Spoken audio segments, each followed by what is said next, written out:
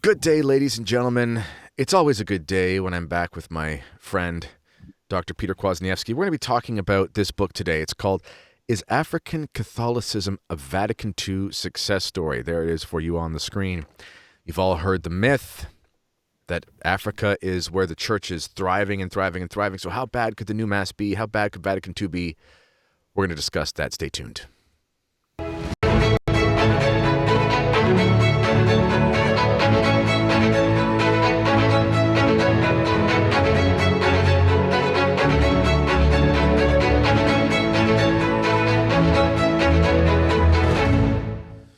Dr. K, thanks for coming back on the show. Thank you, Kennedy. Always a pleasure. So, ladies and gentlemen, this book, as I just showed you, I'll show you again. It's called Is African Catholicism a Vatican II Success Story? Questioning the Conventional Narrative. This is a book that Dr. K put together through his publisher, Osjusti. Link for that is underneath, by the way, for the book and the publisher. And it is a collection of essays from the late, great George Neumayer, former, faithful Catholic, but also a contributor to the American Spectator. And Dr. K wrote an essay in here as well, Claudio Salvucci and an African seminarian, sort of calling into question the idea behind the goodness or the thrivingness of African Catholicism. Why don't you tell us, to begin with, Dr. K, what was the impetus for even writing this? Yes. So I read George Neumeyer's series for the American Spectator as the series was coming out in real time. The decline of Catholicism on Africa's Ivory Coast, Islam and Protestantism grow on Ivory Coast while Catholic Church fades. This whole series, they were brief but very poignant and very provocative articles, and they caused quite a stir when they came out. Here's this professional journalist going over to one of the supposedly most Catholic countries in Africa and discovering empty churches on Sundays, and evidence of Islam on the ascendancy and of Freemasonry and modernism and all kinds of things that in the West we don't think about. Oh, those we just don't think of those things being present in Africa. And of course, then discovering how the Pentecostals are thriving, how Catholics are flocking to the Pentecostal sects, and how serious they are. And in fact, Neumayer almost grudgingly has to admit that the Pentecostals are just really fervent. I mean, he went to an all-night vigil with the Pentecostals, and they were up all night singing, praising the Lord. And he said, I haven't found any faith like this in the Catholic Church here, So it was reading that series, and then of course George Neumayer suddenly and mysteriously died in Africa as he was researching his book on the state of the church in Africa. Some people thought there might be foul play. His close friends and his relatives deny that. They say I don't remember what they thought the medical cause was. They thought it was something natural. But the point is, it was at least a tragedy that he died, such a good writer and so young. So I dedicated this book to him. In fact, he really was the impetus.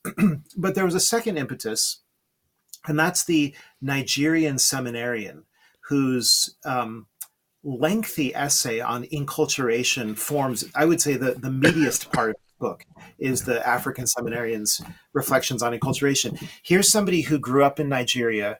He saw the good and the bad and the ugly. And I can tell you this much, he's in a traditionalist order, but I can't say anymore because he's very much, he was like, I can't be identified, at all because I'll get in trouble and my order will get in trouble and everything. But he said, he's seen it all, and he did a deep research into the question of inculturation. Where did this concept come from? We'll get into that later. I don't want to anticipate. And so when I read his essay, which he shared with me a couple of years ago, I said, this is fantastic. Can I publish this someday? And he said, yes, as long as you don't put my name on it. And then I had to find the appropriate moment, because as an essay, it wasn't long enough by itself to make a book out of it. But then I thought, hey, why not get permission to put George Neumeyer's pieces in here, put the Nigerian seminarians in, and a few others that are related. So that was how the book was born.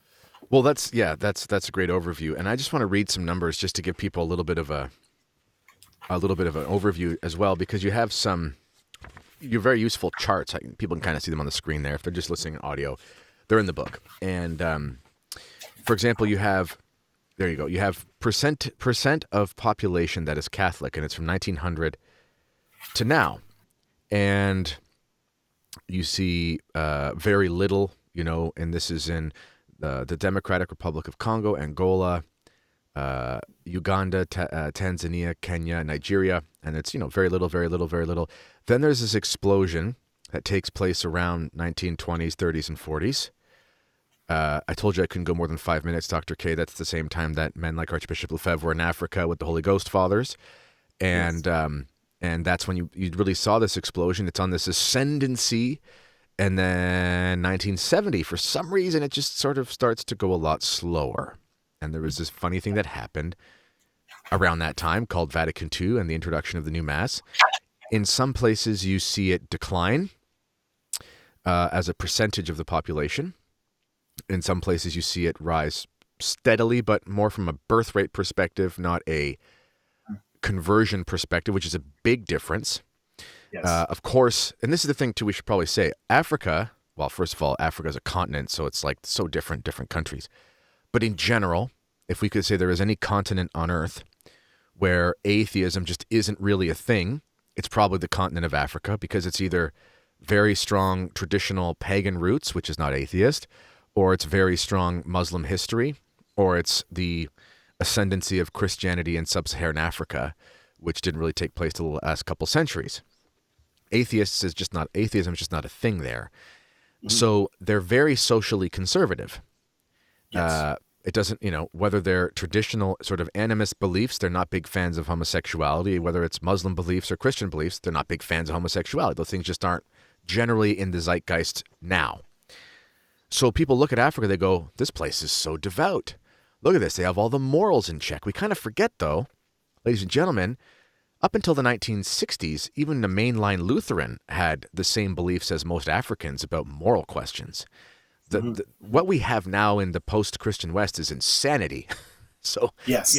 it's a very Yes. low bar is my point. But when you actually look at Catholic fervency, it has not been on the ascendancy other than birth rate, which fine, but that's not the same thing as conversion. And anyway, Mhm. that's just one of the many charts. Sure. And if I could just comment on that, you know, I forgot to mention earlier one very important impetus behind this book. It was, in fact, it was the final impetus, the question I was interested in for a while of African Catholicism, or the state of the church in Africa. But the final impetus that really pushed me over the edge, and sort of made me like the Incredible Hulk, just like I have to do something about this, was when I read that ridiculous series of articles at Oh, Church yeah. Life Journal by Cavadini, Healy, and Wynandy, where they just berated the traditional Latin Mass movement. They praised Vatican II, as the work of the Holy Spirit. The liturgical reform was just what was needed. Okay, there were a few mistakes, but we can fix those. And so, but in that series, that very long-winded series, so full of factual and theological errors, there's a big section where they make quite a deal out of, in Africa, Catholicism is flourishing, and it's flourishing with the Novus Ordo, and it's flourishing because of Vatican II. They make these claims. Yeah. And I knew already to be suspicious about those claims. But when I looked into the data, which is why I have all these colored charts, the book is in full color, Yeah. so makes the charts easier to read. When I looked into the data, that's when I almost fell off my chair, and I realized, okay, in absolute numbers, the church is growing in Yeah. Africa because the whole population is growing. Everybody's growing. Islam is growing. Pentecostalism is growing. The Catholic Church is growing because they have children. They have 5, 6, 7 kids. They love life. They Yeah. love families. That's their wealth. They don't have much other wealth, but the wealth is the human wealth, which is the greatest wealth of all. But relative numbers, that is, how many Catholics relative to the whole population, or how many relative to the Pentecostals, how many relative to the Muslims, there's been as you said, there's been a drastic decline after the race, starting in the mid to late 60s, right? So right around the time of Vatican II. So on the contrary, what you could really say is African Catholicism was booming under Tridentine Catholicism, the Yeah. Catholicism of the Council of Trent, with the traditional Latin Mass. That's the only thing that they had in Africa. Well, let's just look at this one chart here quick just to buttress what you're saying. So I'll just show it on the screen there for people, they can see. I'm going to read some from the early years. So in 1900, the Catholic population of Africa was estimated at 2%. and it was 4% other Christian, which would make sense with a lot of the English and Dutch influence in South Africa. And then by 1970, we have 12% Catholic population. That's a huge percentage jump. That's six times the amount of Catholics. That's a lot. That's not just birth rate. Then from 1970 to 2000, it's approaching 4%, and then from then to 2020, it's approaching 2%. So you have the same jump. You have a huge leap before the council, and then you have this slower crawling after the council. But at the same time, Protestant Christianity is almost 30%, and it's a 27% increase or something like that, 25% increase in the same time where the Catholic Church is getting a very small increase. So anyway, it just shows to the point that there was a huge boom in 70 years before the council, and then a much slower crawl after that. So, to speak to what you were saying, if we're going to say, oh, look, this is the cause of the growth, well, what are we going to do with those first 70 years of the last century? Yes. Yeah. And that's why one of the things when I had put this book together, I wanted to make sure that I got some blurbs for the back cover from people who know Africa well, because I knew that excuse me, I knew that the objection would be flung at me that, I'm a white American. What am I doing talking about African Catholicism? Well, okay, I grant that I'm a white American. That's fine. But I can do the research like anybody else. And, I'm an educated Catholic. I'm a theologian. But I thought it was important to get on the ground testimony. That's why I have the Nigerian seminary. That's why George Neumeyer's articles are important, because they're eyewitness journalism. But Father Frederick Heighton, Father Christophe Nouveau, these are two priests who have been decades in Africa and have ministered all over the place, have founded parishes. I mean, they're incredibly active and incredibly knowledgeable about the African scene. And what they both say is that the flourishing of Catholicism in Africa was firmly planted by the European missionaries who came bringing the full, basically what you and I would call the traditional Catholic faith. That's it. That's all there was before Vatican II. They brought that, and that was the explosive force that caused Catholicism to boom in Africa. And what they've told me, and this is the particular point I want to make, it's in as much as the church is still doing well, it's because it's living off of the fumes. It's operating on the fumes of that period, of that missionary expansive period. But the fumes are running out, and that's why the percentages are getting smaller and smaller, right? Yeah, so.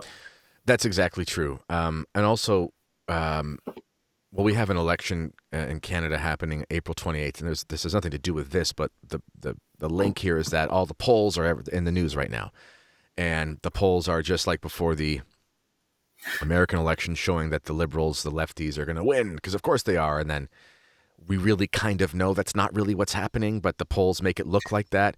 Stats are often misleading.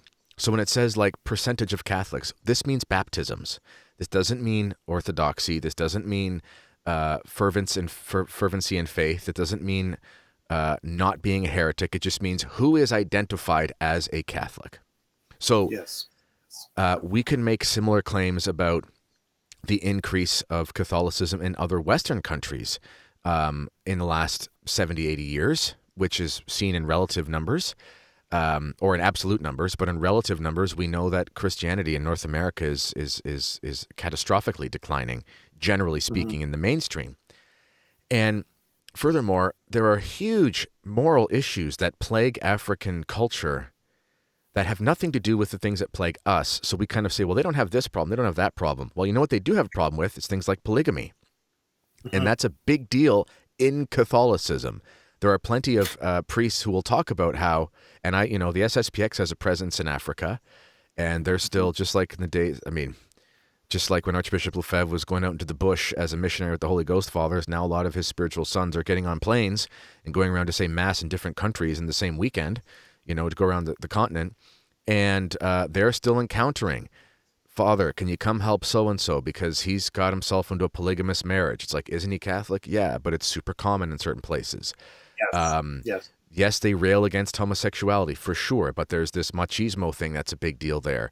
And so a man having a lot of children with women who aren't his wife, before he's married or whatever is still a big problem. They have their own issues, is my point. Mm-hmm. Yeah, and it's interesting. I mean, they're all the kind of issues that are based on a sort of too much of a good thing, if you know what I mean. Like it's still it's in accord with the natural law in a way that the Yes. West isn't. They're not into abortion and contraception, obviously not homosexuality either. But I mean, the West is trying to cram those things down their throats. That I think is the main difference between Africa and the rest of the modern West, is that the modern West right now is on a suicidal trajectory towards, population depletion. There's this, what does Father Z call it? The demographic sinkhole that's opening up. We all know about that. Thanks be to God, that's not the problem in Africa, but unfortunately, it's Africa too in slow motion is heading in that direction. I was reading something that really scared me because I for a long time I had thought, oh, Africa, at least they're going to stand strong for the family, right? But their birth rate is going down under the influence of the decadent West, right? And so, I think I read something like, I mean, now every Western nation is below Yeah, replacement rate. and even significantly below it, like Italy. But in Africa, I think it was being predicted that if current trends continue by 2050, they would also be below replacement rate. Now, it's hard for me to understand what is the evidence. Why are they saying that, or is that just some Western think tank projecting that Africans are all going to become good modern Westerners and just stop? I don't know, but I'm just saying it's not the situation there is also not even in regard to family. It's not as good as it's sometimes portrayed to be. Right? Well, also, let's talk about the bigotry of low expectations. This is something we accuse the left of, and it's true. Like it's the classic thing, and I'll use the United States as an example.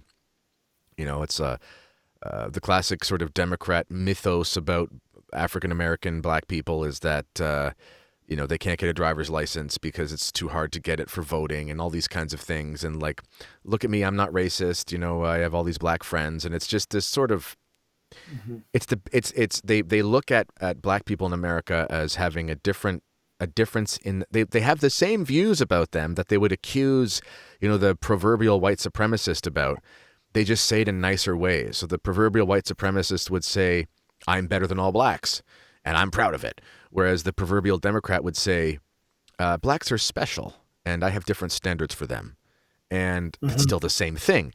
It's called the bigotry of low expectations. There's something going on with this thing about Africa where people aren't like afraid to tell the truth. And I'll let you jump in a sec, but there's one story I was thinking about that I wanted to tell before I forget. There's these African priests on Twitter, and they're very faith-filled.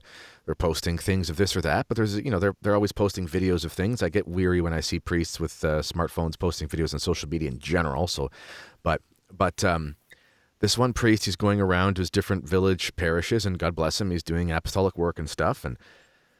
But then he shows up, and all the nuns are there to visit him, and they're all doing this classic tribal dance. And it's like, okay, it's not really explicitly sexual, but it's definitely profane. And they're nuns, and they're in their habits, and they're doing this weird dance. And he starts dancing with them, and it's like, look at us, we're all African Catholics. And I thought to myself, if I saw a bunch of American nuns doing this on TikTok, I would say to myself, this is an abomination.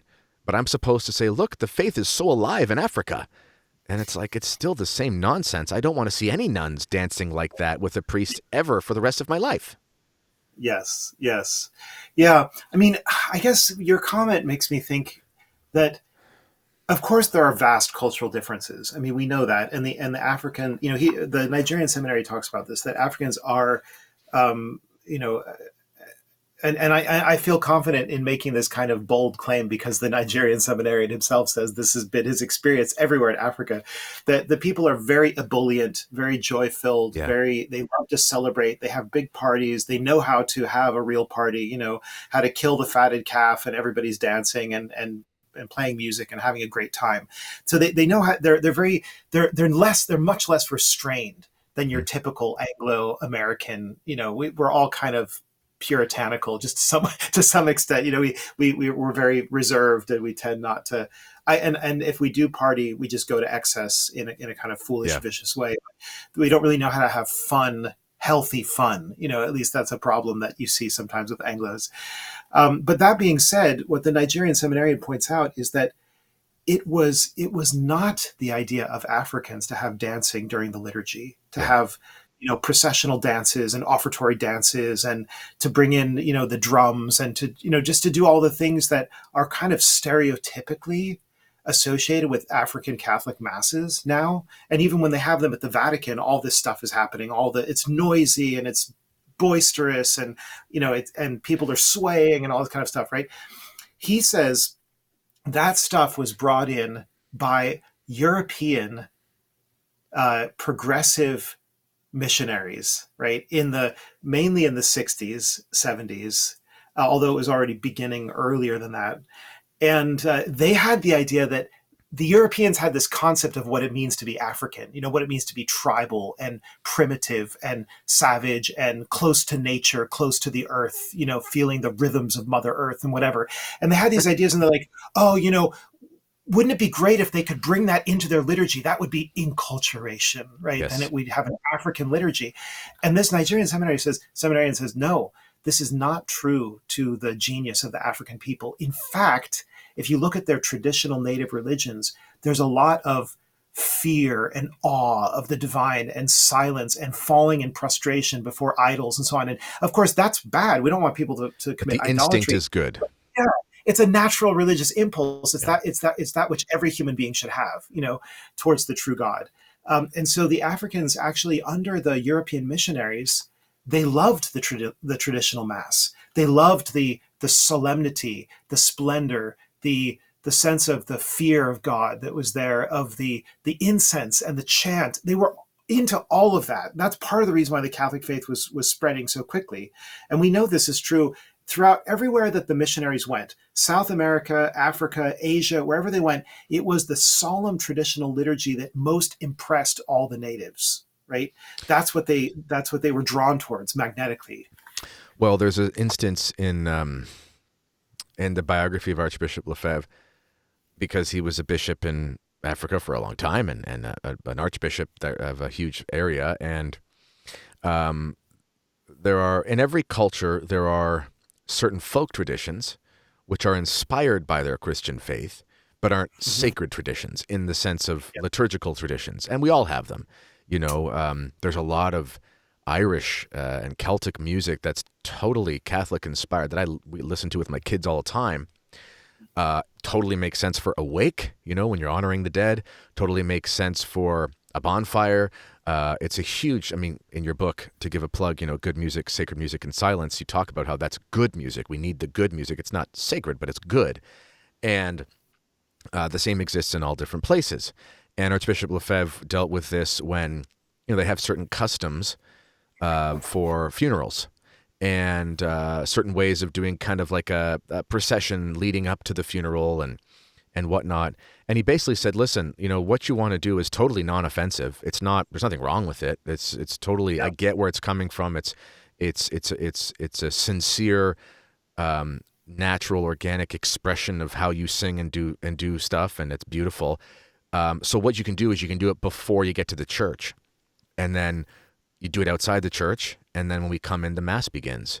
And there was never an issue with it. It was just like, great, this is just the African custom, and it's sacred in the sense of it's like an expression of their religious customs in their country, and it brings them a lot of comfort.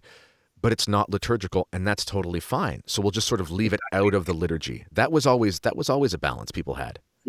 Yes. Yeah. And as you pointed out, there's no culture that you could point to that doesn't have this profusion of customs that grew up sometimes outside the church, sometimes within the church, within the Catholic period of that people. But as long as these things were natural and healthy, not contrary to the natural law, not contrary to the divine law, the church was always willing to bless them and let them be. But generally, as you said, the line was the door of the church, right? Once you come over the threshold of the church, you're in God's house now. Now we're silent. Now we sing the chant. Now we worship God. in the rites of Holy Mother Church. And even there, of course, cultural influences came in, but in more subtle ways. Like the design of vestments might have some motifs that come from the local culture, or the flowers that they put up at the altar. Of course, that's going to be whatever is growing around there, however people decorate. The furnishings. There will be these little touches. But it's not as if the liturgy itself is supposed to be, significantly or radically modified to accommodate the secular culture of the people. That's a very distinctively Vatican II and post-Vatican II notion. What's funny? There's I'm going to forget his name. I apologize, sir, if you're listening to this. I think his last name might be Morgan. I may be wrong. But anyway, he's a contributor to The Remnant. And, yeah, Jason Morgan. Yeah, and he's in Japan, correct? Right. Yes, yeah. Okay, he gave an excellent speech. It was by video because it was I can't fly in without a vaccine time. And it was at the Catholic Identity Conference. And he gave a talk about, I think he's like an anthropologist or something. His talk was amazing. Anyway, I wrote him an email after saying how amazing it was. It was when I went to the CIC in 2022. And he talked about how in Japan, the only people he can get along with are basically traditional Catholics and traditional Shinto and stuff. Not because he agrees with them, but because they actually believe in like the sacred, and they understood what that meant.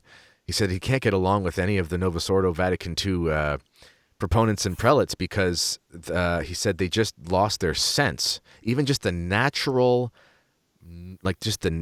human instinct for what is sacred versus what is profane. Exactly. Yeah, there's a book that came out not too long ago by Sebastian Morello called, I think it's called Magic, Mysticism, and Monasteries, something like that. But Morello makes the point that, it belongs to a traditional religious conception of the world to understand that there are places that are hallowed by the presence of God, or you might say the gods, just to sort of broaden it as much as possible.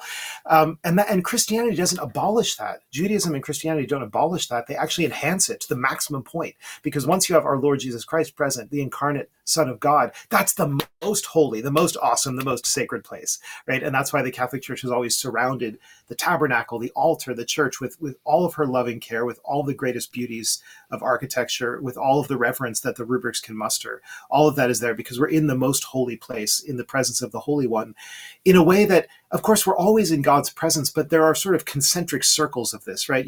There are places that are special places, the places where like Our Lady appeared, something like that. That's a special place. It's not like, the corner down the street at the grocery store. There are there's like a hierarchy of sacred place. Yep. And this is something that has been very much lost sight of. And Morello quotes this Jesuit from the 1960s, of course, saying something like, we have to, Christ came to abolish the distinction between the sacred and the profane. He came to show that everything is holy, even the most ordinary and mundane things. Well, there's like a kernel of truth in that, but it's this twisted, perverted truth, right? Where, yes, every good, normal thing can be sanctified. That doesn't mean everything is the body of Christ. It doesn't mean everything is Christ. This is this kind of Teilhardian pantheism that. Well, I was going to say it's that statement is like an overreaction to Manichaeism. Manichaeism or any sort of Albigensianism where it's, created things are bad and only spiritual is good. The wrong corrective to that is everything is awesome and is the best and nothing is different than anything else. Whereas, no, creation is good, but creation is created in a hierarchy. Yeah. The spiritual life has a hierarchy. There are laws in metaphysics. There are laws in physics. There are laws in the spiritual life. There are laws in the physical life. Heaven has those who are honored more than others because of higher degrees of greatness. This is how God made it all. So we would never say anything that is created is bad, but we would say that certain things have a higher purpose than other things because that's the way that it exists. Hence why we see, and you point this out in your other book on the music, we objectively know what good art is. It's not in the eye of the beholder. And funny enough, there's actually a scholar, I think he's Jewish actually, but he's one of those, he talked with the Hoover Institute on why he's no longer an evolutionist. It's not David Berlinski. He's another one. It's another guy. And he's a mathematician with years and years of study at MIT. And I can't remember his name. It was in the what's that book review place called? Yes, I know exactly who you're talking about, but his name escapes me as well. His name escapes me. But if you look up him and Hoover, if you look up Hoover, pardon? University Bookman, is that the name of the? No, it's the whatever. It doesn't matter. But his argument was Claremont Review. Claremont Review. That's what it is. Claremont Review. And he said, funny enough, he said, well, he realized over time evolution was mathematically impossible. That was just a big thing for him. But he also realized art is objectively good or bad because, and he got there with basically stats, funny enough, or math, and he just basically said he looked at the propensity of all people on earth to all visit Notre Dame, or all people on earth to all visit the Vatican, no matter what they believed about religion, and all of them to say this is the most beautiful place ever. And he looked at how statistically impossible that was, and he basically said there must be objective beauty, otherwise not all human beings would flock to this one place for beautiful things. And yes, even in the material world, it screams out that there are things that are more perfectly penetrated with the religious spirit that are more beautiful, And we even notice these things in pagan cultures. We notice that, hey, that Buddhist temple is actually kind of beautiful. I mean, obviously I wouldn't say it's as beautiful as it could be if it were baptized and there were certain things made better, but the actual architecture itself was made or designed by somebody who did have a natural peace in his mind, and therefore it wasn't chaotic. And those things are universal.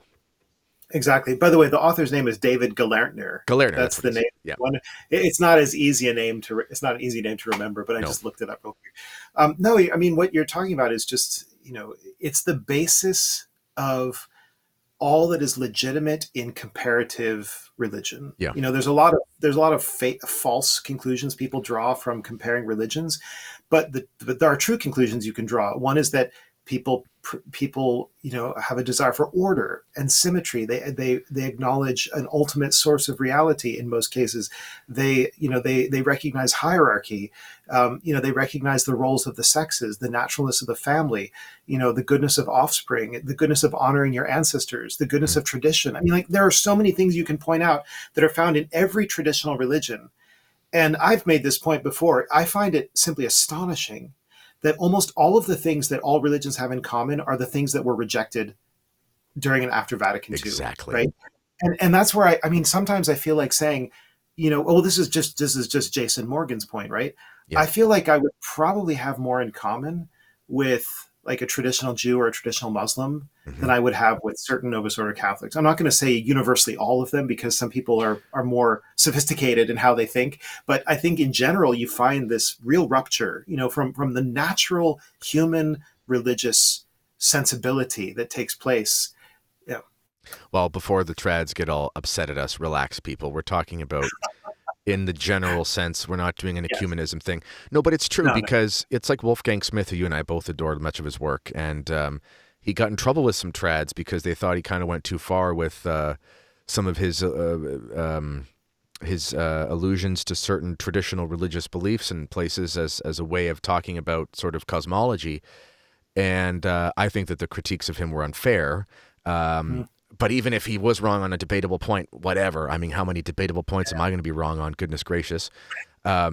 We could all wish to make so few mistakes as Wolfgang Smith by the time we're like 94 years old and still publishing, God rest his soul.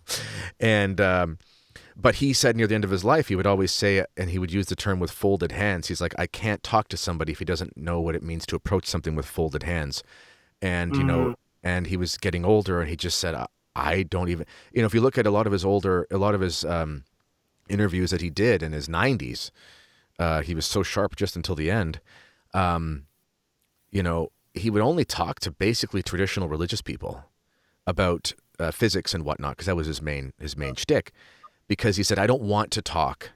He said, I'd rather talk to a traditional Buddhist about cosmology and whatnot, because he says, I can at least talk to them. I can't talk to one of these post-Christian Western people, because not only is their religion wrong, but their perception of how reality is wrong.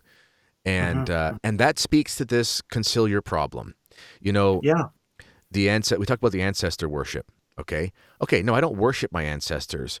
But in a sense, when I use the term worship equivocally, in the way that it's always been understood as giving veneration or honor with the old books, we talk about worshiping Mary and so forth in the proper sense, I do venerate in that sense of worship many of my ancestors. Saint Edmund Yeah. Campion on my father's side. My father's an English background. He's one of my ancestors in some way. I completely venerate that ancestor like every single day of my life. And this is in Yes. nature, and we've just lost it. Right. Well, yeah. I mean, it's to be sensitive to genealogy is not something that the Mormons came up with. I mean, all you have to do is go to any medieval church and see the tree of Jesse, showing Our Lady and all of the ancestors of Christ, right? Usually formatted as the this Old Testament. glorious vine. Yes. To show how God has orchestrated the generations and has passed on the wisdom of the generations down to the present. I mean, the whole principle of tradition. Yeah. Well, by the way, a great example of this, Yep. of what we're talking about, is the idea of a sacred language, Yep. right? Yep. I mean, it's not like Catholics were just using a special language reserved for worship to be weird. I mean, the Buddhists have a sacred language. It's called Pali, and the Hindus have one. It's called Sanskrit, and the Jews have one. It's called Hebrew. I mean, yes, they speak it nowadays, but for many, many centuries, that was considered a reserved sacred language, and still is in some ways. The Greek Orthodox in Greece, they pray in ancient Greek. In Russia, they pray in Old Church Slavonic, which has similarities to the vernacular, but is definitely not the vernacular, right? And I could give more examples. And of course, the Muslims use classical Arabic, right, which is a very artful, poetic, difficult language. So my point being that there are these natural anthropological constants that, and to tie it back into Africa, I mean, this is one of the things that the African Seminarian talks about in here, is that it's really a subtle form of racism. Yep. To assume that Africans need a kind of liturgy that's different from what all other human beings need, right? No, they need the awe, they need the silence, they need the chant and the incense, they need, the sense of bodily self-possession and reserve, in the face of the mystery. I mean, they need all of these things, just like the rest of us do. And cultural differences don't enter into that, right? They don't undermine. Yeah, and this. So we were talking before we came on about how my modernism book is almost out, April 15th, God willing, unless Sophia decides to self-destruct and all that effort is gone. But that's the date. Just finished recording the audiobook and so forth for those who want audio. And a huge emphasis in my book it's Pius X's emphasis. I just tease it out.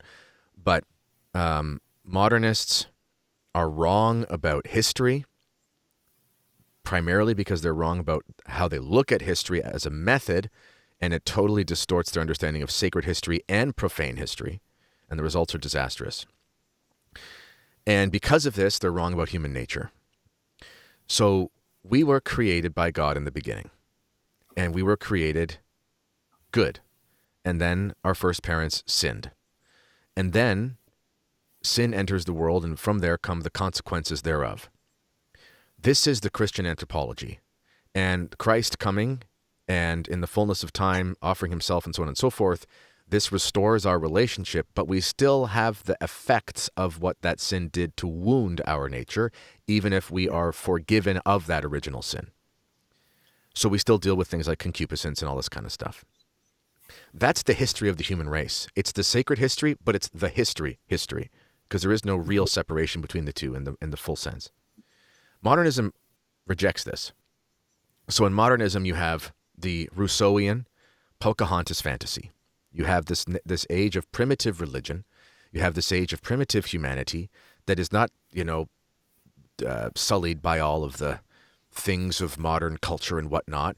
And therefore, we have to go back. We have to go back to the sources. We've heard this before. We have to go back to the times before things were corrupted by all the the bad bits of man, but they weren't there in the beginning, and they're half true about that, but they forget that we all fell. Okay? So there doesn't exist a primitive culture that won't have aspects that are fallen. On the flip side, Yes.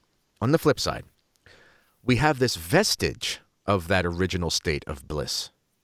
So we find this, for example, in there's this traditional Chinese ethnic group that has this marriage rite where they basically recite verbatim the Chinese translation of the account of the flood in Genesis. But they can't find any link between that history of that people and any Israelites for like as long as they have genealogy.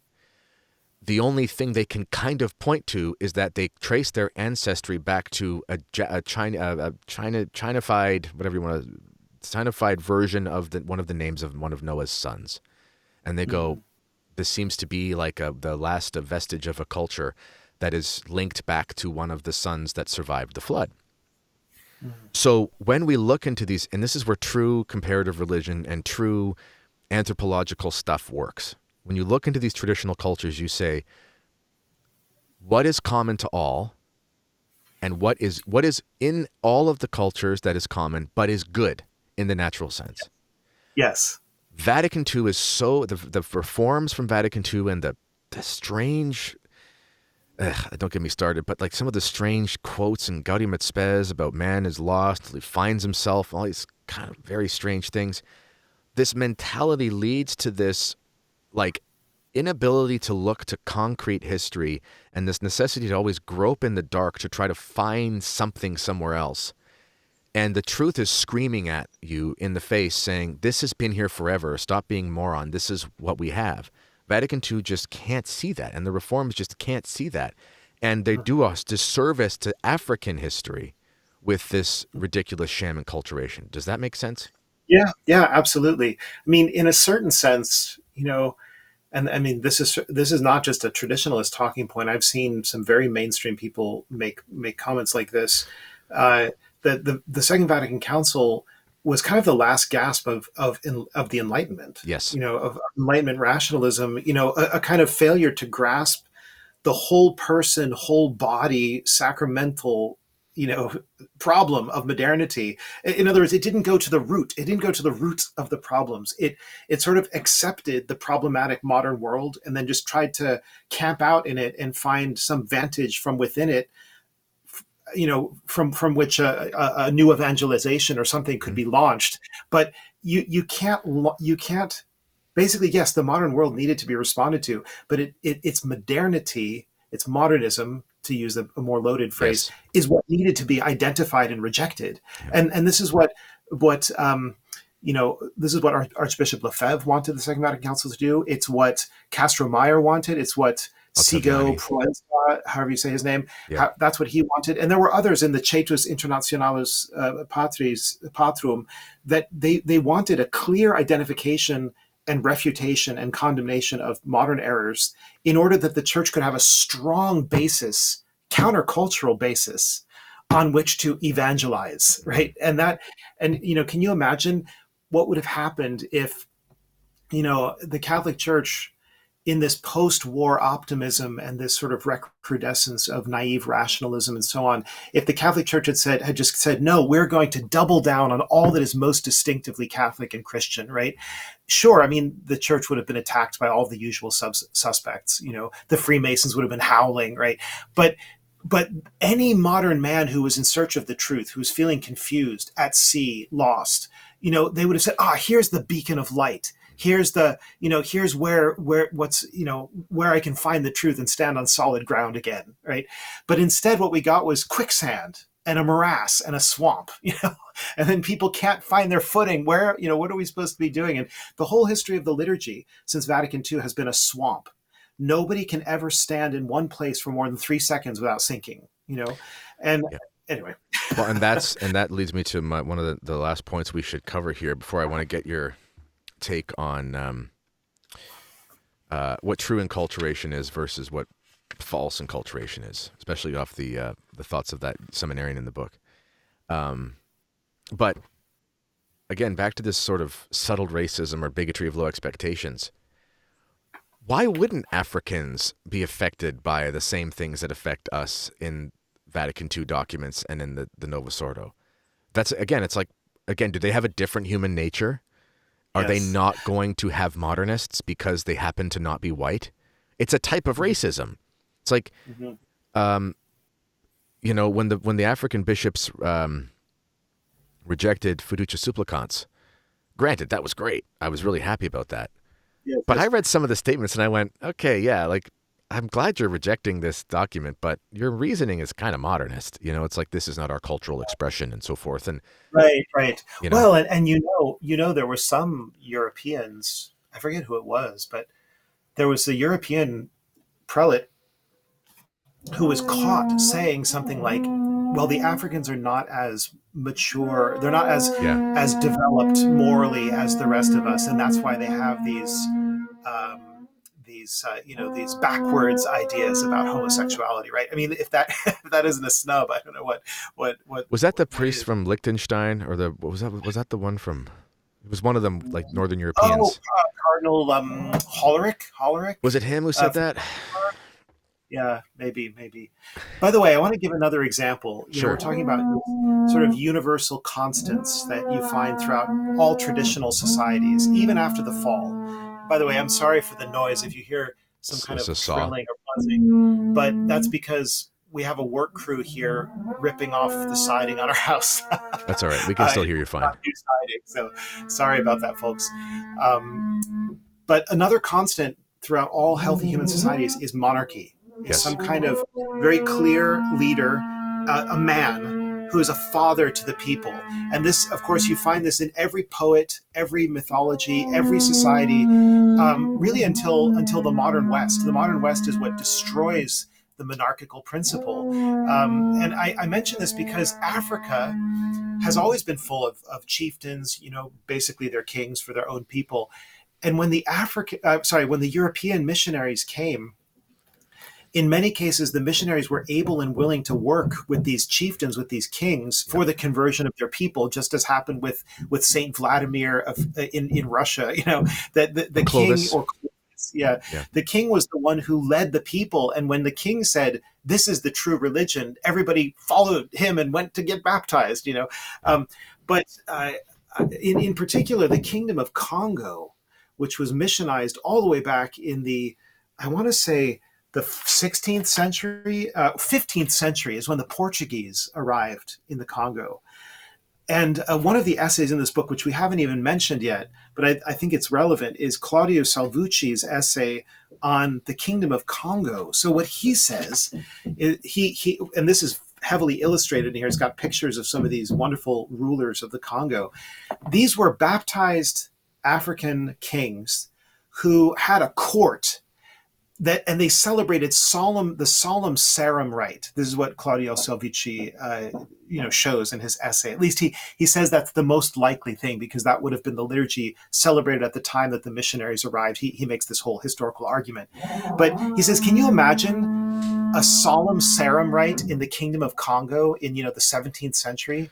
I mean, and these people loved it. They ate it up. This was not some kind of foreign imposition for them. It was, in fact, to use something that might sound kind of modern, it was God's response to their desire for salvation, their desire for transcendence, for the true religion. God met that in the person of the Catholic Church, in the person of her ministers and her liturgy. Right? That's what we see in the Congo. The serum rite, eh? Yeah, That's isn't that you, amazing? you associate that with England, but that would have been the Yeah. wow. So apparently, at the time of the original evangelization of the Congo, the Portuguese church, or at least parts of it, were using the Sarum rite, because the Sarum rite um, actually had a wider spread than the See of Lisbon, in particular, the See of Lisbon. Okay, here, just a little note here, because it's fascinating. When the city of Lisbon was recaptured from the Moors in 1147, the Sarum rite was established there by its first bishop, the English monk Gilbert of That Hastings. makes sense. And so that's how it got transplanted over to Lisbon. And then the missionaries were sent from Lisbon to the Congo. And so they would have brought their own liturgy there. Yeah. Fascinating. All right, let's end off here, Dr. K. By the way, ladies and gentlemen, if you've listened this far, I'm going to the Holy Land in September, and there's a link underneath for the pilgrimage. If you'd like to come with us, it's with Catholic Heritage Tours, and we had a smashing success with our Italy tour last November, and it's safe to go back to the Holy Land. Everything's fine there as far as tourism and pilgrimages are concerned now, and an upside is that they really want tourists right now, so the prices are a little bit lower than they usually are. So it's quite a good price, actually. Anyway, check the link underneath, ladies and gentlemen, or go to kennedyhall.ca/holy-land. kennedyhall.ca/holy-land. All right, last question, Dr. K. Inculturation. What is it? What is it not? That's the $1 million question. I think we've kind of covered it in general, but you know, what we've seen in Africa isn't inculturation. It's more like indoctrination, or maybe that's not the right word. It's something else. But what is it and what isn't it, and what is it not? I think I like to think of it this way as an Aristotelian. I like to think of it as the Catholic faith is the form, and the culture to which it comes is the matter. And when the Catholic faith informs that matter of the culture and makes it into a Catholic culture, obviously the main influence is coming from the soul, from the form.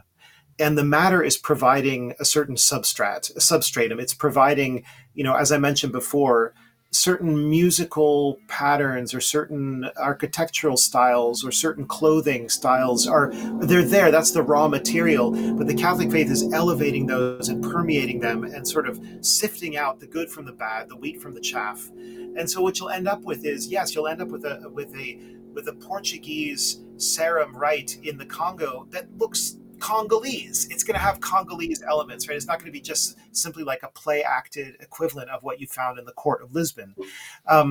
But the modern misunderstanding of inculturation simply flips those two things, and it makes the non-Catholic culture and usually modern secular culture into the form, into the shaper and the soul, and it makes the Catholic faith the matter, and it lets the Catholic faith be manipulated and shaped by the external form of the non-Catholic culture. So an example of that would be something like pseudo folk music or pseudo pop music in church, right? That's a false enculturation because you're starting with something which is inherently undignified, unworthy of the liturgy. It's not good art. It's not high art. It didn't come from the bosom of Holy Mother Church. It came actually from people who were anti-Catholic and anti-Christian and anti-theist. And yet you have people who are saying, oh, well, that's our culture, so we have to force that onto the Catholic Church. That's false enculturation. I hope that was sufficiently No, clear. that's a perfect example. Because this is the thing, too. Conceivably, ladies and gentlemen, you could have it that in a natural amount of time, that there could be a way of singing hymns in different nations that's non-European. Chant's not like Gregorian chant itself isn't going to change, but there's certain intonations that are natural and so forth, and they're objectively beautiful. They're just beautiful. Right. There could totally be a thing where you go, wow, that's kind of an African sounding hymn. Because if you know your music, you do know that, like when you listen, when I can barely get through singing Faith of Our Fathers by Father Faber. I choke up like by verse 2 every time. That's a very English sounding hymn. If you know what you're like, that sounds like English music. Whereas you sing a different type of polyphonic hymn and you go, this doesn't sound English at all. This sounds very Italian. The differences are more slight because we are all kind of coming from that European state of mind in the West. But they're different is my point. But they're all sacred. And you can totally see an African choral arrangement that could 100% be sacred, but it can't be imposed in this archetype of this, Pocahontas view of what the noble savage African would be, and this makes the Novus Ordo all, the best thing since sliced bread, because that's just not going to actually work. Exactly. Well, this is what happened in a wonderful example of what you're talking about is when the European missionaries, the Spanish, came to Central America, and of course the conquistadors came, they defeated the Aztecs, they defeated the Incas, but the people, I mean, as you know, many of the people were very happy to have the Incans. They didn't like having their heads cut off very much. Weird, very funny to say. Yeah, their hearts torn out. Yeah. And so the Spanish, of course, they conquered, and their missionaries were preaching the gospel. And very, very soon after the arrival of the missionaries, there were already schools for for smarter children who were going to become potentially clerics, minor clerics, major clerics, perhaps. And they had schools for teaching music, for teaching singing, performing on the organ, and composition. And we're talking about within 100 years of the Europeans coming, there were already Native American composers, Mexican composers writing superb polyphonic music. And I've got some recordings of this. There's this great ensemble called SAVE, San Antonio Vocal Arts Ensemble. Check them out. They specialize in this repertoire. And what I love about the music is that you can tell it's written by Mexicans, right? It has this Mexican flavor, but it's not because they self-consciously tried to give it that flavor. It's just because they're Mexicans. And so their soul expressed, things in a Mexican way. But the overall architecture was given to them by the Spanish, right? And so you have this wonderful confluence of a local tradition with a really great Christian tradition coming in from the outside. And that's when you have this magic happen of true enculturation. Excellent. Well, Dr. K, we could go on for hours. But I have to go to the bathroom, so I need to find a way. And I've got drills and hammers going on above me, so maybe now is a good time. They're building your new studio, aren't they, for your new new podcast? Now you wish. Okay, so ladies and gentlemen, check out Is African Catholicism a Vatican II Success Story? Questioning the Conventional Narrative. Essays in here by George Neumeier, the late great American Catholic journalist, Dr. K, Claudio Salvucci, and an African seminarian. Lots of useful charts. You can find a link for that underneath, as well as Os Justi in general. I can't recommend that publisher enough. And if you are listening to this episode, it was available for a couple days before it was put on the general public. So if you want to find episodes early, go to meretradition.substack.com and you get all your stuff there. All right, ladies and gentlemen, that's all I got. And God bless you all. Until next time, this has been Mere Tradition, and I will see you soon. Bye-bye.